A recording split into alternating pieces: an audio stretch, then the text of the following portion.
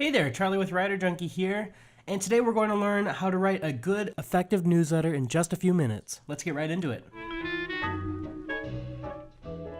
Essentially, a newsletter is a way for you to stay in touch with your clients, let them know about promotions and services, and remind them that you're still there. The flip side of that, a good newsletter should also let your clients know that you care about them. And you could do this by including content that's relevant to them. And you can also do it by having specials or promotions that are catered just to them.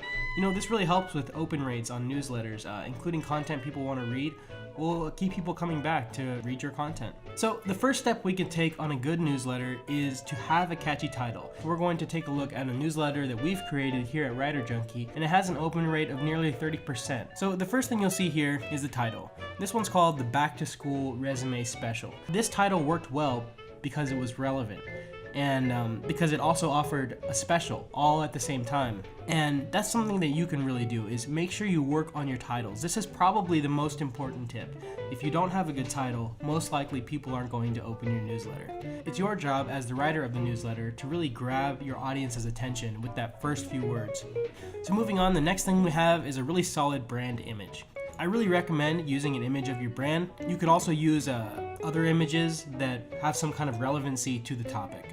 You want people to see who you are again right off the bat. So here we give some information about our newsletter and also include some interesting articles we think our readers might like. Now we're past the introduction and we're getting to the meat of the newsletter.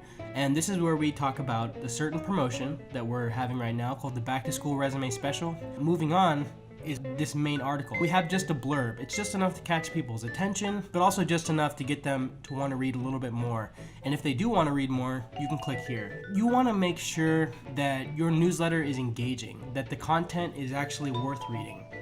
And what I mean by that is that there's no need to hit a certain number of words or a certain number of characters if all you're going to have in the newsletter is a lot of fluff. So what I recommend is having a newsletter that's dense with content that means something related to your business. We're a writing service, so what we're going to do right here is post content related to our business that demonstrates our writing ability. However, if you work at a machine fabrication shop, for example, you're probably not going to want to post something like this. Maybe you're going to want to post a newsletter that's full of pictures of your recent work. Or maybe you'll want to post a publication that's about new techniques used in the industry. Get creative and think about what applies to your business and include interesting content that's well written and free from error in the main body of the newsletter. Lastly, we have a call to action. We have the resume special, and we also have a raffle, so we're offering two different things. However, most traditionally, you're going to want to have your call to action at the end of your newsletter. And having a good call to action is something that takes a little bit of practice, and you don't want to be too salesy, but at the same time, you are doing business. Finding that middle ground is the key.